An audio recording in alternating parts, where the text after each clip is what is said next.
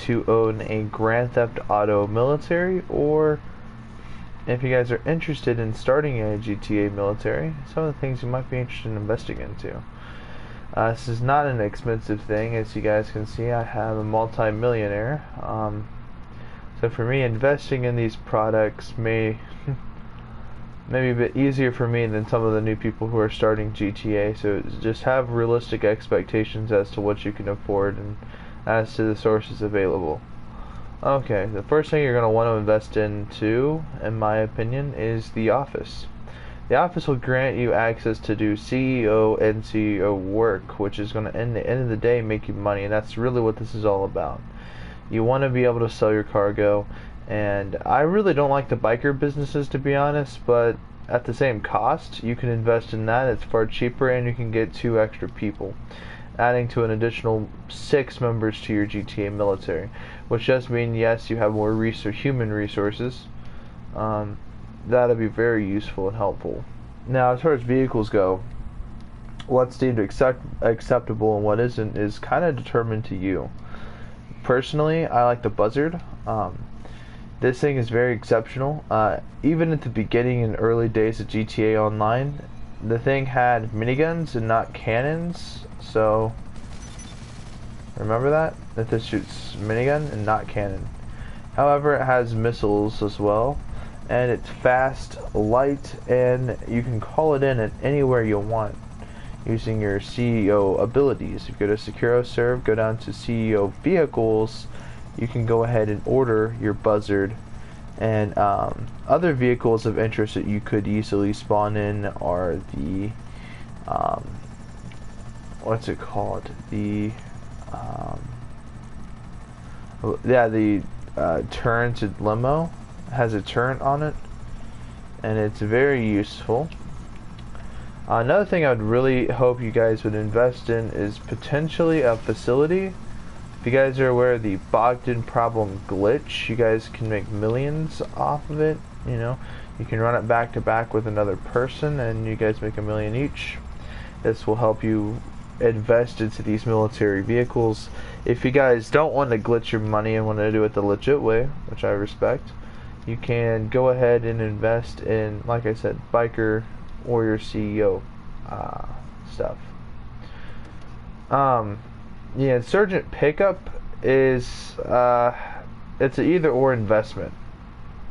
You don't have to invest into this vehicle, but if you guys easily want to, you guys simply can.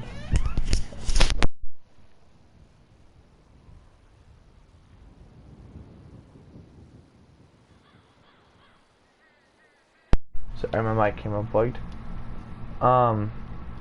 Like I said, this is an either or vehicle. The gun on here is, you know, your standard. Looks like either a. Yeah, it looks to be a recoilless 50 cal, possibly. It could be a 12mm machine gun. This will just be a little experiment here. Takes a long time to blow up, but you know, obviously it's very whatever. Though it's one of the cheaper military vehicles that you can go ahead and buy. Another thing would be very useful is you can bribe the authorities with your CEO abilities. You can activate ghost organization and so on and so forth. Whatever it really takes, it gives you a lot of flexibility in a lot of these situations, but you're only granted 4 people. Hey, what's going on? Another thing I would really invest in is a bunker. And that's simply because with the bunker, you get these, you know, how do I explain this? You get the shooting range, which basically, upon, you know, doing the shooting range challenges, tier 2, you guys can go ahead and get 5 extra explosives. That's kind of useful, kind of not. It's however you want to see it, but you can also use that as a business. So on the flip side of it, doesn't matter if you like it or not, it's still useful. You can still make an investment out of it. It can still be, you can still make a lot of profit.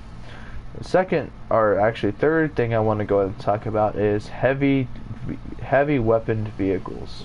Now, this section will be, like I said, about infantry vehicles, your options, what I recommend, what they do, how to get them, so on and so forth.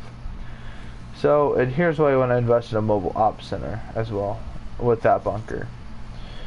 But anyway, that'll be later on. But now let's just stick to the basics of infantry vehicles. You have the Rhino tank. By the way, the Rhino tank has been out since the beginning of the game. It's kind of been that overpowered power vehicle back in the day when GTA was still kind of new.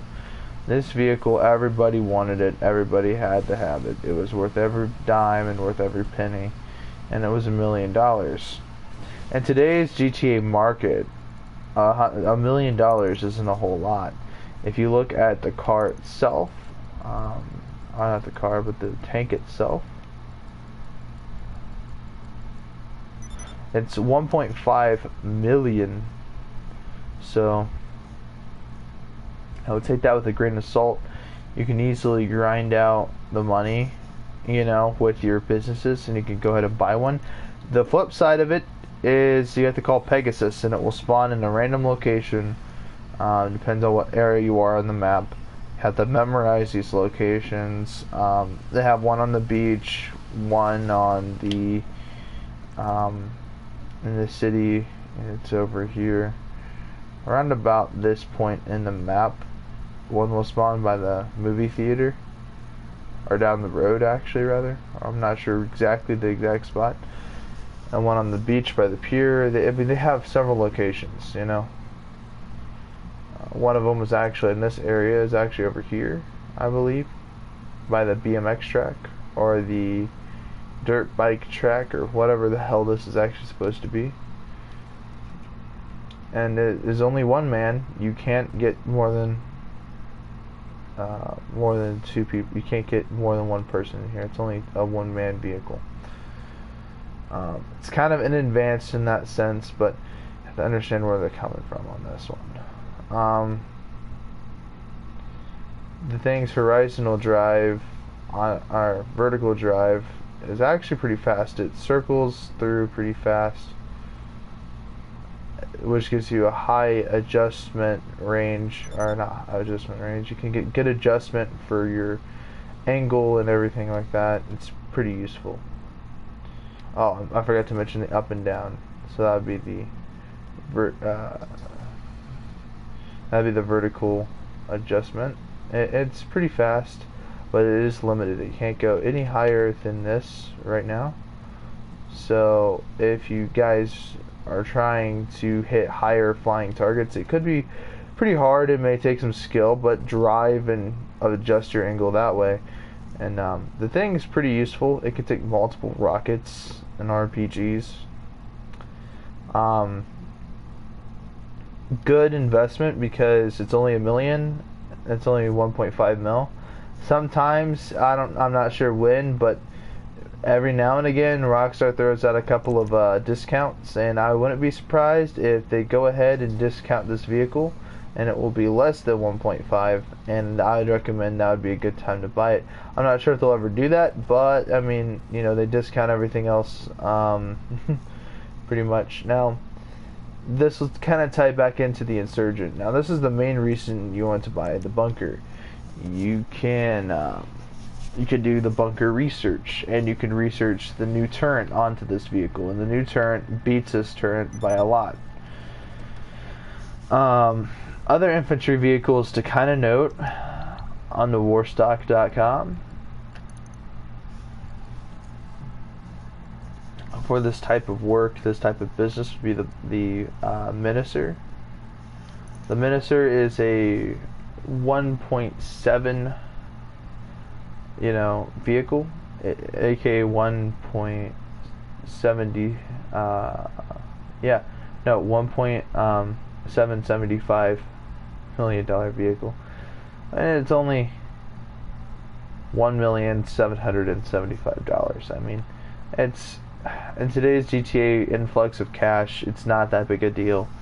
On the flip side, though, you can get armored. The windows are very tight, which I like, and it's automatically designed that way. It's automatically very small and tight side windows, so you're gonna not get shot that much. And it looks pretty good. You can add additional armor to it, so on and so forth. The Conjale is another option you might want to think about. It's a 4-person operation, so it's get 4 people to operate this entire tank. It's really not the greatest tank in the game, I'm gonna say. Though it is 4-person operational, which is something you might want to consider. You have the barrage, or the bar rage, or whatever you call it. This thing kind of sucks. It kind of doesn't. It's fast. It's like an off-road dune buggy with you get 2 whole turns on here, as you guys can see here. And you guys can upgrade those, and they can be really good turns or really shitty turns, up to you. One of the earliest investments I would personally make would be the feature of the Dune FAV, because this thing may suck. Yeah, it may have an RP, or not RPK, it may have a PKM attached to it at the beginning, but you can easily swap the PKM for perhaps a minigun or grenade launcher, you know. And this could prove useful. It could be 1-person operational. You can toggle between the gunner's seat and the driver's seat. So because of that feature alone, makes this car very useful. In fact, on the flip side of things, though, I would like to go ahead and mention the vehicle is very fast, and it's good at off-road and on-road as well, surprisingly. So you have some flexibility. You can get from point A to point B. By the way, I lost snot in my nose. I have a runny nose today, so if I sound a bit weird or sick or ill, that's because of that. Not whatever. But yeah, the Dune FAV is pretty good. I'd recommend it for starters. If you guys buy the Criminal Enterprise pack, you guys get these for free. The Weaponized Tampa. Okay, this is a vehicle I would never recommend. It's kind of that weird offset vehicle. It can be armored, it could be whatever, but it kind of sucks. Its stats as a car pretty much suck. It's not really designed to be. It's like a muscle car with weapons attached. Okay, that's really up to you. The ballistic equipment. The thing about this is you can only buy it if you've done the research for it in your bunker. Like I said, gotta get that research in, because that bunker, man, that shit will get you this ballistic equipment. And on the ground unit, when people are tryharding and you can't kill them because they're using aimbot or whatever it is, and it's not that hard to do, I'm pretty sure, or whatever the reason is. Let's say they have their settings set, they're using their free aim gods, and they're constantly killing you. Pull this thing out and you can teach them a lesson. The technical. The Dune FAV is slightly cheaper, and it does the exact same thing that this thing does. This can hold 3 people, but there really isn't that much of a difference. I'd only buy the technical if you have plans to upgrade it inside the Avenger or the MOC. Inside the Avenger, I'd just like to review the Avenger really fast. Actually, rather not. I'll save that for next one.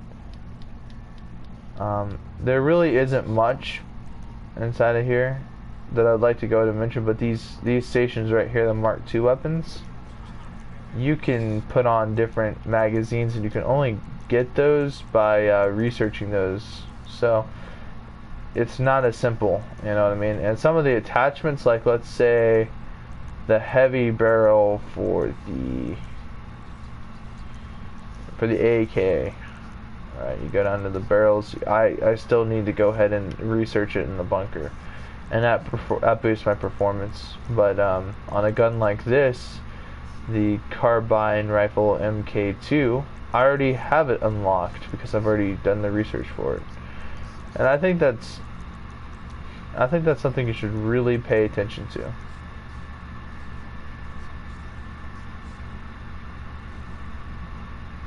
I mean, you can do whatever you want with these, man. These are very adjustable. as well as the all too famous explosive rounds. Yes, so you're going to want these explosive rounds for a number of reasons. One, too many people use them. I mean, if you're not to have them, you know what I mean? It's, oh well, too bad. You can go ahead and get the night vision optics, the thermal optics, the advanced scope, the zoom scope. I mean, I recommend the advanced scope because if you really want to, you can go ahead and buy in your equipment the quad lens, and it works like thermal optics. So all you have to do is use those and turn them on, and you can still aim down your regular scope and get that advanced zoom and magnification. So you can go ahead and zoom in like really deep with thermal optics. Now with the regular thermal scope, it kind of sucks. You don't get much range or magnification, so you can get the benefits of both worlds by doing that, and as well as providing you protection to your head. Now, one thing you're going to always want in a GTA military, if you guys are trying to create one or found one, found being like you're creating it yourself, you're the founding father of it, not that you're trying to find one. But if you're trying to go ahead and build a military, you're going to want people. I wouldn't recommend recruiting any just person on the street, because chances are they're going to see your military vehicles and they're just going to want to play around with them for a little while. And at the end of the day, they're probably just going to go do something else. You're going to want reliable people that are passionate about doing what it is that you guys are trying to do. Whether your operation is selling cargo, whether your operation is anti-griefers, whether your operation is to grief, whatever it is that you're trying to do, you want people that are able to do it and want to do it. If you guys are trying to, like I said, be serious and sell cargo, and that's really what you want a good military power for, it's to ensure the safety of your selling. It's to ensure that you can sell your shit in peace and not be disturbed by the other people. And yes, you guys will be outnumbered. That is one thing. That's one tip I'm going to go ahead and tell you guys, and I think you guys should seriously pay close attention to it. You guys will always be outnumbered, if not outmatched, by the tryhards, by regular people, or by a rival military. Whatever it is, they're going to be there, and you're going to have to learn how to put up with them. You're going to have to learn how to, subdue them with your, arsenal of overpowered weapons. Whether it's the Rhino tank, whether it's a Kanjale, or any other vehicle, infantry-wise, you're going to have to learn how to use your tools of trade, You're going to have to learn the skills behind them, the tips, what to do in certain situations and how to handle them, and so on and so forth, to make an efficient power. People got to know what they're doing. You guys got to be well organized as well. You have to already know what to do before it happens. So that's kind of a thing that happens, right? So you're going to see an Oppressor Mark II going your way, and you're going to already prepare for combat with it. You're already going to be ready to engage it. The second it either A, it passes you by, you don't engage, or B, it's sweeping in for a strafe run for whatever reason, or trying to launch missiles. You guys shoot it down. You guys already know how to engage it. Most people, when there's an airplane diving for a strafe run, you aim directly at it. Not sure, you aim slightly below it. Let's say the aircraft is right there. You want to aim just about right here. Because when you shoot it that way, that means that the airplane, when it's dipping down further, it's flying right into your rocket. That's something you guys, your follow through. You always want to learn how to do that kind of stuff, because I see idiots shoot up directly at it thinking it's going to hit it. Nah. You got to look at its flight direction. Is it flying this way? Is it dipping down that way? You guys got to learn its flight direction and how to navigate that. And of course, with that, you need to be a higher level to acquire an RPG, because these are unguided missiles, which people may think to themselves, what's the point of an unguided missile? You're never going to hit anything. Well, the thing is, with your regular guided missiles, your heat-seeking homing missiles, they have to link onto a target, and that takes too long. you know, in a combat situation, in a real bullshit situation, a real GTA situation where somebody, you know, they pull out their shit, you know what I mean? They're strafe running you with ease, and you're trying to lock onto them. It's bullshit. Secondly, is knowing your ground weapons and being a skillful shooter. These are kind of things that kind of come with it, you know. You guys gotta train for combat. You know, do your RNG, do your rolling, learn how to combat. You know, learn what weapons you perform best with. For me, I like the carbine rifle. It's basically the M4. I like the special carbine MK2. It's basically the H&K's the G36C, and it's, you know, or maybe not the C model, maybe a different one. I'm not sure. You have this, which is basically a straight up FAMAS, the bullpup rifle. You know, and obviously you have your, you know, this would be your, I don't want to know, it would be your AK-47 without wood furniture. I don't think they have an AK with wood furniture. I think I'd actually buy a modification for it. Actually, no, they do have an AK with wood furniture. It's called the compact rifle. It's basically your AKS-74U. You know, it sucks though in combat, but you can get a cool drum mag on it. But note that with the Mark I versions of these weapons, you can always put on a drum magazine on every rifle except for the advanced rifle, which I'm pretty sure is a Tavor. Not really. I don't really think it looks like a Tavor.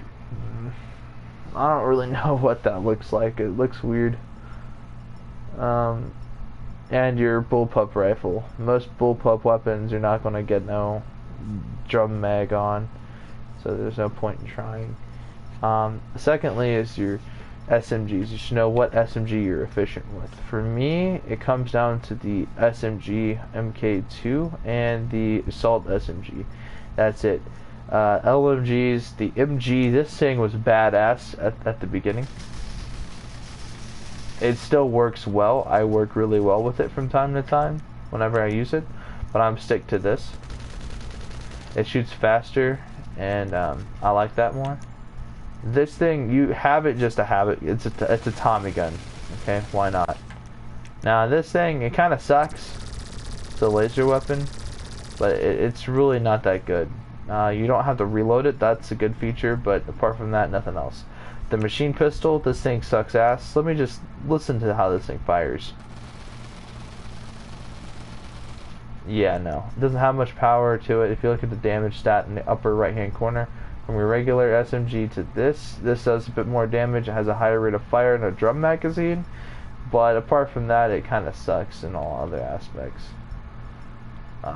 You know, from comparing from these, you have the highest damage possible, which is your MK2, you know, SMG. That's because this thing is fast firing. I have hollow points in it. Personally, I like this. It has the fastest fire rate. It's basically a P90.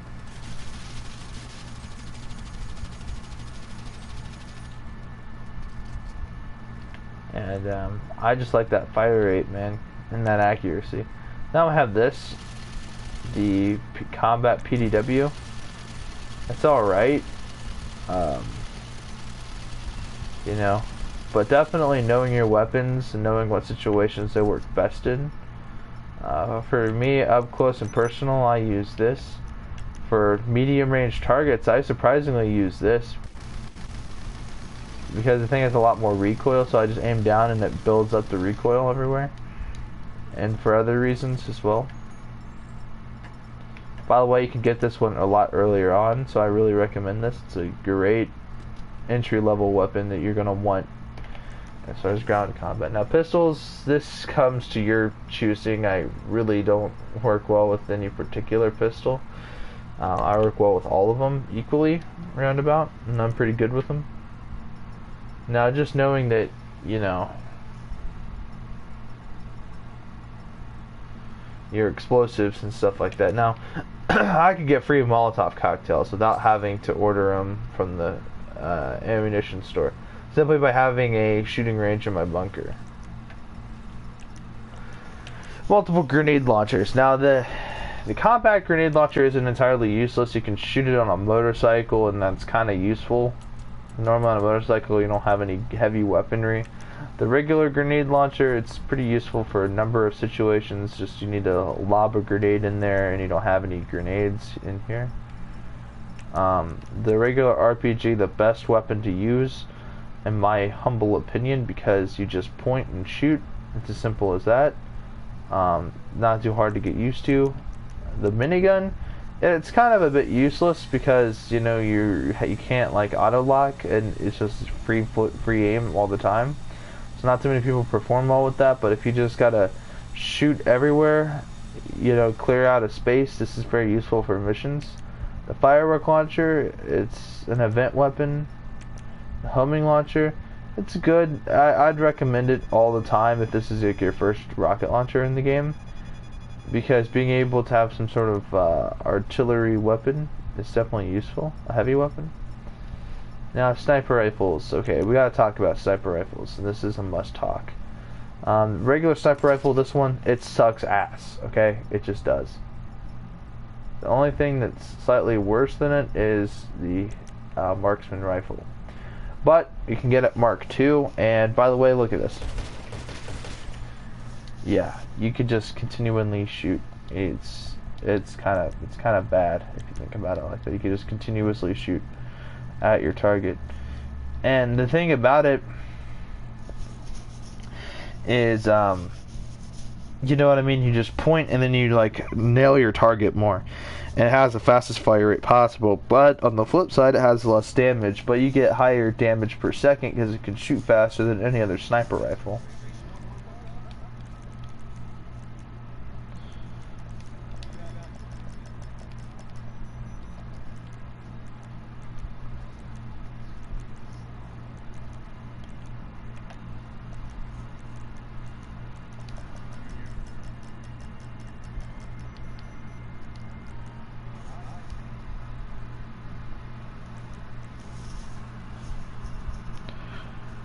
Now you have the best sniper in the game potentially next, and that would be the heavy sniper. Whether it's the Mark I or the Mark II, it really truly doesn't matter, in my opinion. The Mark II can get explosive rounds, and that's obviously useful for a number of reasons. Tryhards use them, you can use them, but you need that bunker. So, you know, on the flip side of pretty much anything, you're always going to need them, you know, that bunker. That's very useful if you ever plan on getting serious about it. If you guys are just trying to get in that entry level point where you guys just need to fight back, you know, invest in whatever you want. But this isn't for that. This is for people who are seriously about the idea that to make money in the game, to be better at the game, they're gonna, oh my god, look at that, and set them on fire. That's explosive. It's incendiary rounds, okay? So you can set people on fire. But yeah, like I said, for people who are serious about it, tryhards are always going to have these type of things. They're always going to have weapons of all sorts. So to fight back, you guys have to kind of come at the exact same way, at the exact same stuff back. Maybe you guys can afford all of it. Maybe you guys can. Maybe you guys can't.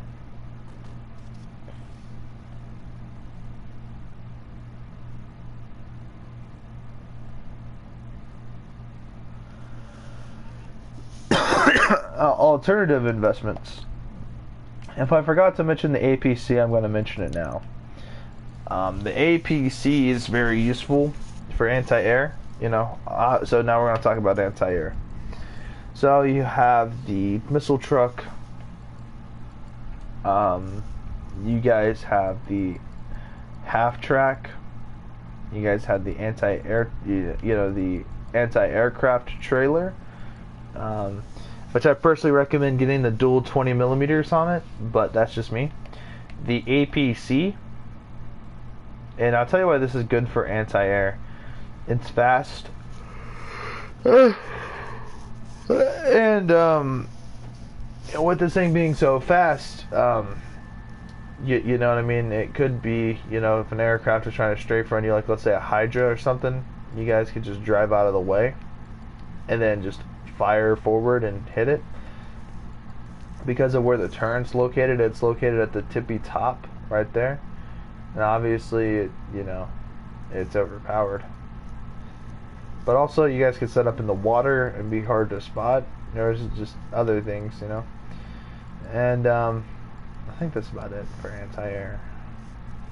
Anyway, this also works. The APC is primarily, the amphibious personnel carrier. It can go in water. It's amphibious. It can go water, land. Having a vehicle that can do both is very flexible and grants you more options to escape combat. Like, let's say it's somebody on the ground is trying to shoot you. You guys just go all the way into the water, far enough to where they can't really shoot you at all, and you just like hit them with that turn, the cannon. Okay. So next is going to be aircrafts. First of all, I'm going to go ahead and debunk this really fast. The Annihilator, don't buy it at all. This thing kind of sucks, man. There should be no reason you should buy the Annihilator.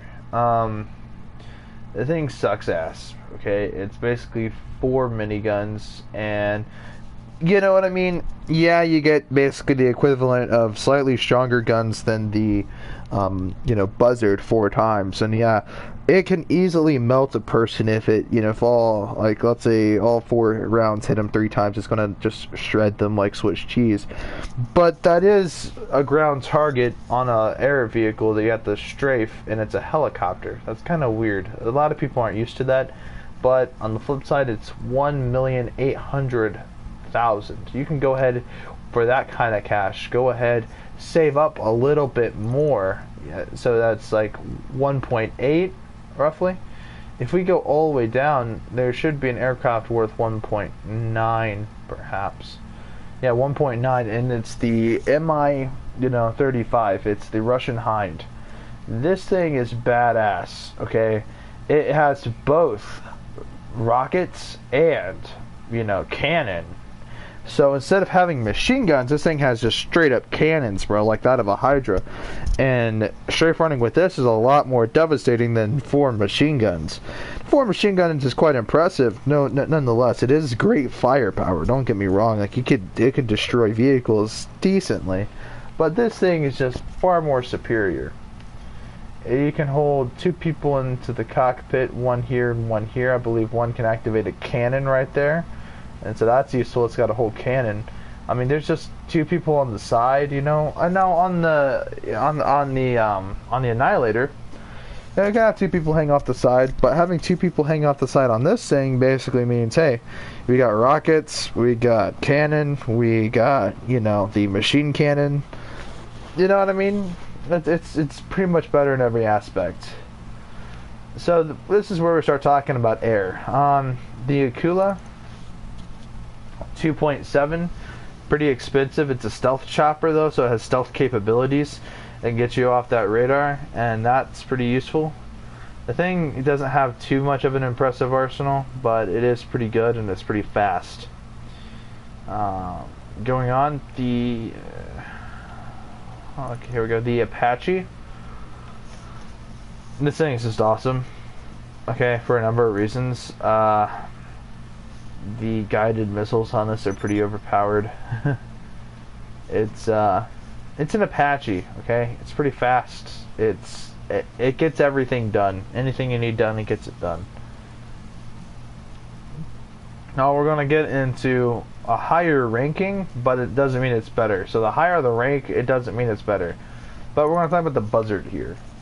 For a cheap and affordable budget of simply 1.7, it's slightly cheaper than the 1.8 and the 1.9, type range. But on the flip side, it's very inexpensive. This type of money isn't that expensive. I believe you can get them. At one point, I got mine for free. So they might put it on discount at any given time, so you can get it for even cheaper. Besides, if you win a discount on the podium for war stock, you go ahead and get this for even cheaper. By the way, you can, with the CEO, you can call this thing and it will spawn right in front of you. You don't even need to call Pegasus. It's pretty good. For those features alone, bring it to the point where it is. Besides, it's very fast. Secondly, the Valkyrie, moving up the list. Thing's rather expensive at 2.8. And by the way, the Valkyrie, when you go ahead and call this in, you know what I mean, you got miniguns on the side. On the flip side, the pilot doesn't get anything. The passenger pilot does. The main pilot don't. I think that's pretty fair, but if you're a one-man guy, you're not going to be able to man all positions with it, so there's no point, in my opinion. What do I want to do? Okay, we're going to go into the tilt rotor aircrafts. Now, you know, tilt rotor basically means the rotary, the rotors tilt up or down, or not down, but horizontally or vertically. So here we go. This is our first tilt rotor aircraft. It's the Tula. The thing's useful for a number of reasons. You guys can have a back gunner over here. You got what seems to be cannons here. You guys can upgrade this. It tilts to a helicopter, and it's also amphibious. You can land it in water. That's pretty useful. Having amphibious vehicles is very useful. Secondly is the Avenger. It's a tilt rotor aircraft. So the Avenger is possibly the greatest aircraft in the game for being tilt rotor. It can, by the way, it's basically a, I don't want to call it an AC-130 because it's not, but it kind of it fits the role of an AC-130. Okay, you got 3 cannon gunners, and you can put this thing in autopilot. You can pop flares. You guys can get the vehicle workshop in there, the weapon workshop, the whole 9 yards, pretty much. The gun turrets are pretty accurate, pretty overpowered, pretty devastating, especially having 3 of them. You know, all at once. And it also can have bombing capabilities, carpet bombing. That's pretty overpowered. Now we're going to go into planes, and planes is going to be a very, I'm going to split this in half. Planes and then jets, because I don't really count jets as planes. So we have the Rogue. Okay, this thing is lightly armed in my opinion. I think, I'm not sure if it has any armaments on it. It doesn't look like it does, but it could have armaments. So okay, yeah, it has machine guns and rockets or missiles. And bomb. It has a bombing capability, so it can have bomb bay doors to drop the bombs. Okay, next we have the, what do we want to do? The Pyro. Okay, I'm not quite sure why people like this, but it's basically it's basically a P-38, so I guess that's kind of why. It looks to me like it has a jet engine right there. I could be wrong. This thing may have air-to-air missiles, like most of these things do. But, you know, the P-38 was more or less a plane than it was a jet, so I'll count this as a plane. This thing is pretty awesome. The P-45 Nakota.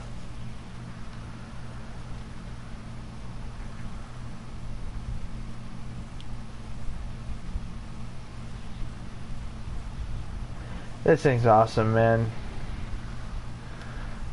It seems to have guns right there in its wing.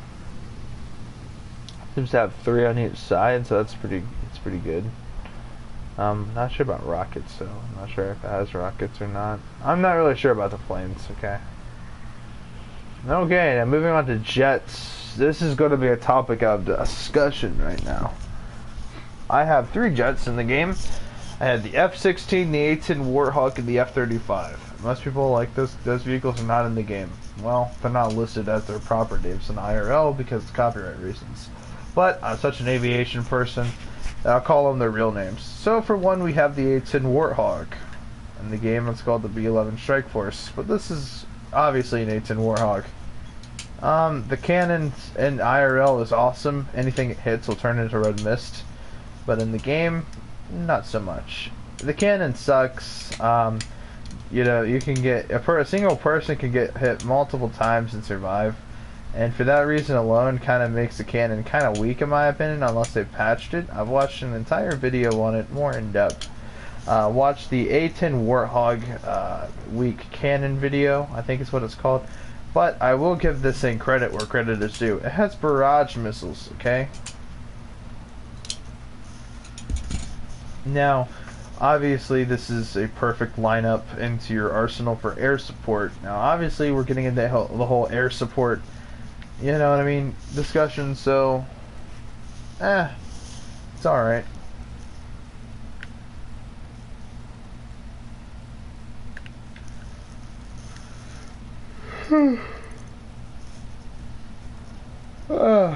Moving on to the F-16, and the reason it's not in first place for a lot of the F-16 fans in the game, for a number of reasons. For one, it's 6.5, okay? For starters, this is not what people want. It's too expensive, and it doesn't have VTOL, okay?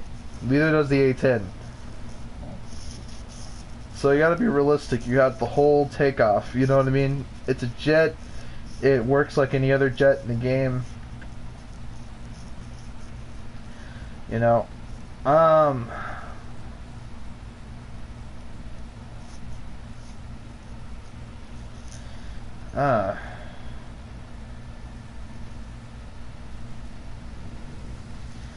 you know, I remember back in the day, you know, if you tried to steal one of these from Fort Zancudo, they'd shoot you down with, I think, 120 millimeter, 150 maybe.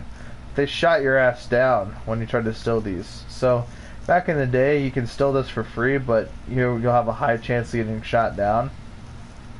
It's still like that today, but on the flip side, you know what I mean? You know, buying it for 6.5 I think is too much. It's asking too much. It's a good jet, don't get me wrong. It performs better than the Hydra in my opinion. Moving on, we have the MiG-17. This thing, for a number of reasons, is awesome. It's basically a MiG-17. It has air-to-air missiles. It flies. It's smooth. And not really much after all of that. You know, it looks cool. It looks like a MiG-17. It's a Russian plane, or a Russian jet. Competing or trying to intercept the all too famous American SR-71 Blackbird. Russians can never do it. But this thing in the game is pretty overpowered. I like the look of it. It basically looks like a rocket. Okay, moving on. Depends on what you want to call this. I'm not going to call it anything, but nah, we'll save that for later. We had the LF-22 Starling. I don't know what this is really based off of as far as aviation. It can be based off a number of vehicles. But I'm gonna say, to be honest with you guys, I should have put this lower on the list rather than higher. I really don't like this thing. I think it kind of sucks. It looks ugly. It doesn't seem to perform that well. Not too many people use it. I've never personally used it. It shoots rockets, I know. But apart from that, it's kind of useless. For 3.6, it's definitely not as expensive as the 6.5. But on the flip side of all that, you know what I mean, it's still that 3.6. This is like 4.7, which is more expensive, but I think it's better.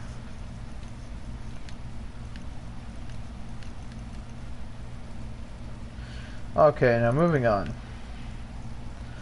This is going to be the best jet in the game.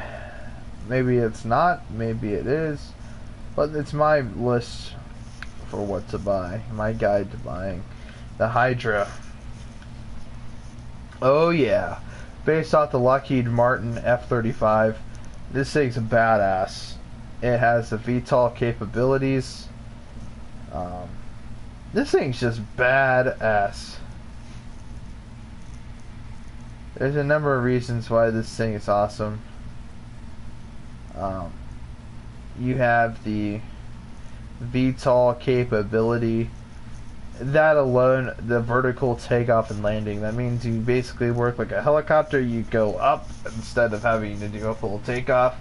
You could hover, basically, is what people call it in the game, but it's called VTOL. So you can go ahead and keep the VTOL going, and you could just stay there in one position, turning and then shooting. It's just overpowered. For that reason alone, it has that air superiority over most other air vehicles. I think it's better than the Oppressor Mark II by a long shot. Any jet's better. I don't care, what Oppressor Mark II fans will tell you, but any jet is going to be better than the than that Oppressor Mark II.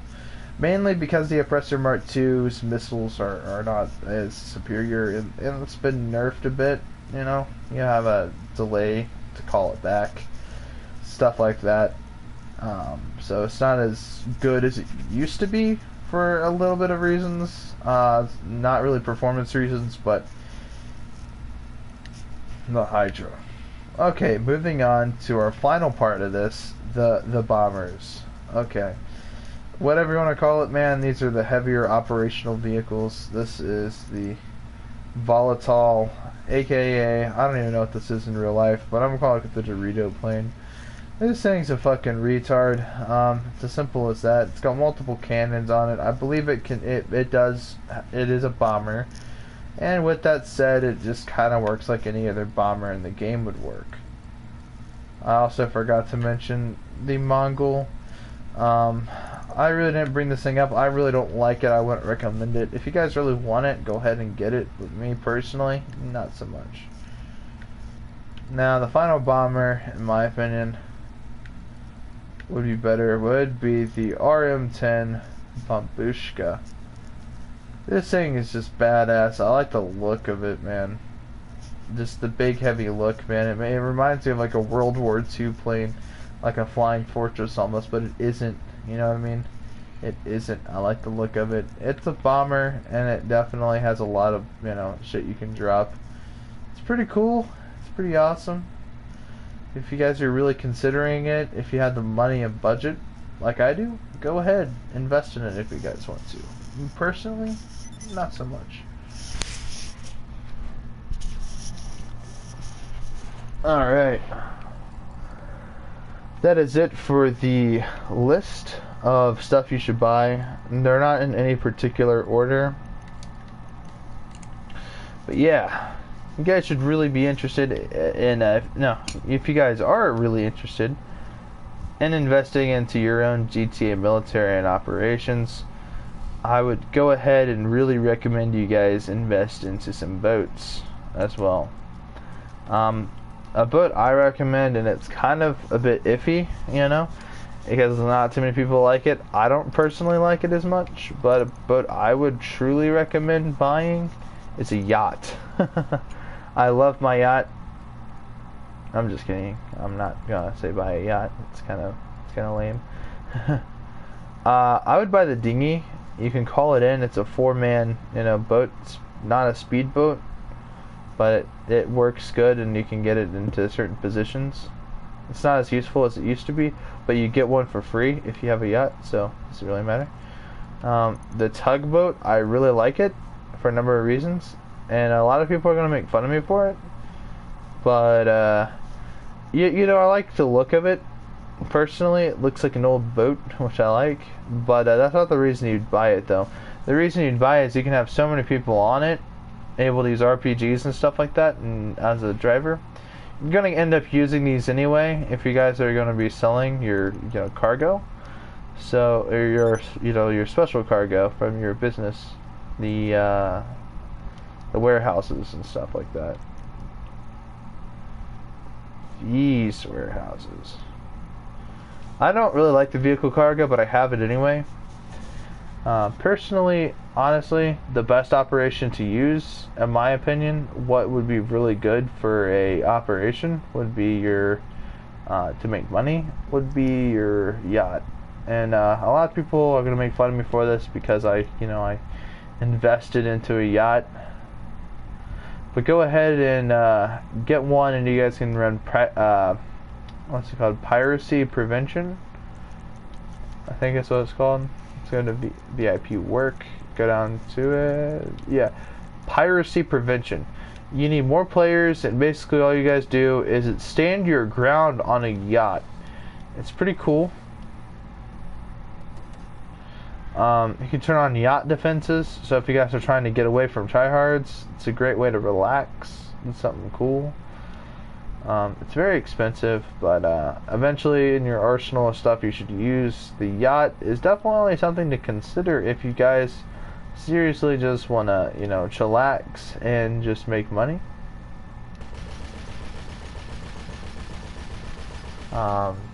Personally, I also own a half-track and anti-aircraft trailer. These type of things are very expensive and are definitely not going to earn it in a day. But if you guys are serious about it, you guys have made enough money to invest into some military, or you're trying to start off, in GTA, you guys are trying to, get started into this direction. I hope this video kind of helped you guys with your decision making. At the end of the day, I'm not the one that makes the purchase, you are.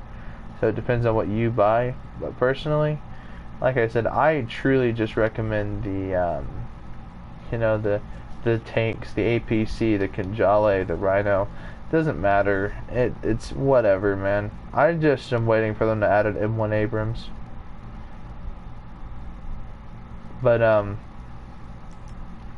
not going to count that RC tank or the RC Bandito. Those are vehicles that you guys can get if you guys want to. But oh yeah, forgot to mention the Juggernaut armor. So many people probably are wondering, by the end of this, is it useful? What is it? We'll go ahead and click this. It cost $5,000 to order. It's really not that big a deal. Just a little bit of money. You'll see this sort of plane fly by. You'll see it drop a care package. When it lands, it comes with the Juggernaut armor. This thing's pretty awesome. Let's go ahead and let's try it out. Alright, so what we're going to do to try this out, I will be reviewing the this not separately but with this video. That's for people who've stayed long enough to watch. Go down to see VIP work, go down to fuck.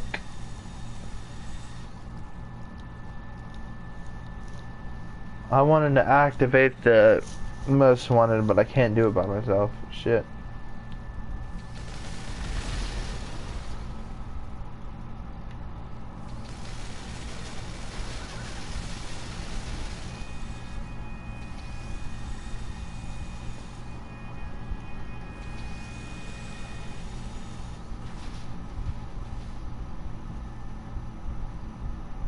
Yeah, that dude flying in your section, that's kind of cool.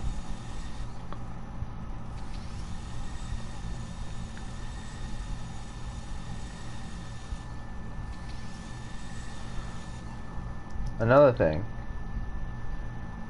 Honestly, guys, please do not be afraid to call Merryweather. Merryweather is very useful and awesome.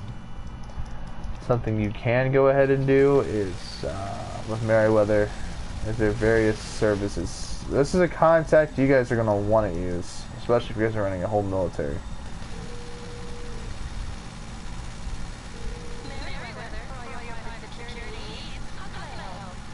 You get a helicopter pickup, a boat pickup, backup helicopter, ammo drop. You can call in a whole airstrike, which I should do right now. You can call in mercenaries on players, which are it's kind of a cool thing to do. You go ahead and call in a mercenary group against somebody that's tryharding on you guys. It will keep them less occupied, but it's definitely a contact you want to keep in for the airstrikes.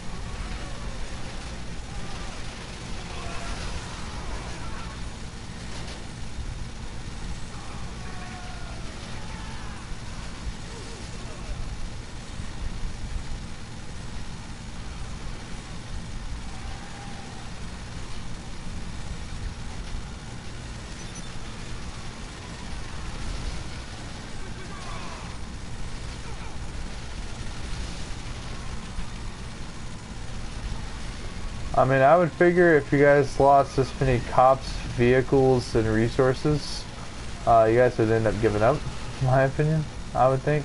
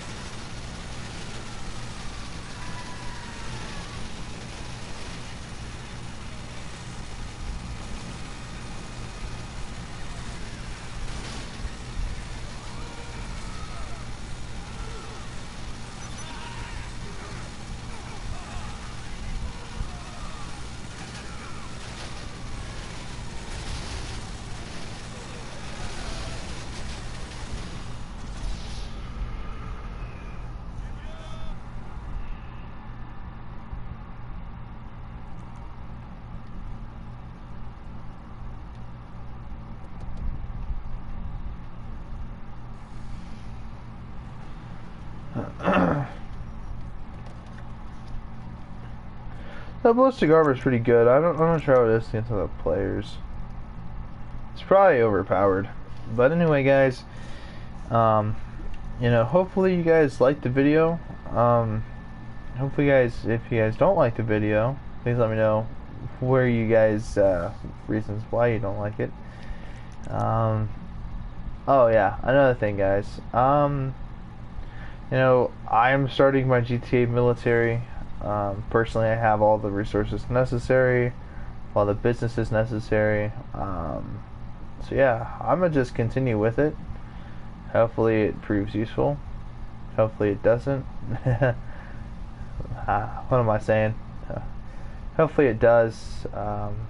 You know, I have enough resources necessary to counteract tryhards. I'm pretty good at combat, you know. Have explosive rounds, incendiary rounds, more explosive rounds, minigun, RPG, sticky bombs, the whole 9 yards.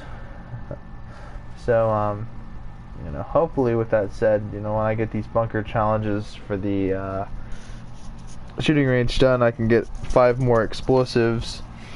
And, you know, that might prove useful as far as, you know, spamming grenades and stuff go. Even, you know, 30 sticky bombs, you know, oh my god. Free Molotov cocktails are pretty cool, stuff like that. Hopefully I get some free RPG and grenade launcher ammo from there. You know, that could prove extremely useful. But, you know, if you guys, honestly, you know, other things to invest in, I would recommend what's it called? I don't even need to go here. It's all the way over here. It's the facility. If you guys buy the, forget what it is, but it's like a gun room, I think. But it gives you a free minigun and stuff like that, and free sticky bombs. That place is useful to go ahead and get ammo. By the way, the yacht even gives you a free homing launcher, free proximity mines, free sniper, free LMG ammo, free assault rifle ammo, and that's about it. I truly wish it also gave us grenades, sticky bombs, and shotgun ammo, but that's just me. You know what I mean? But, you know, it's pretty cool. Kind of cool if the yacht gave us free body armor. Always buy body armor from, you know, ammunition's going to be your best friend. Always buy parachutes and body armor, buy a helmet. Get ready, you know, stay frosty, do whatever it takes. I'm out.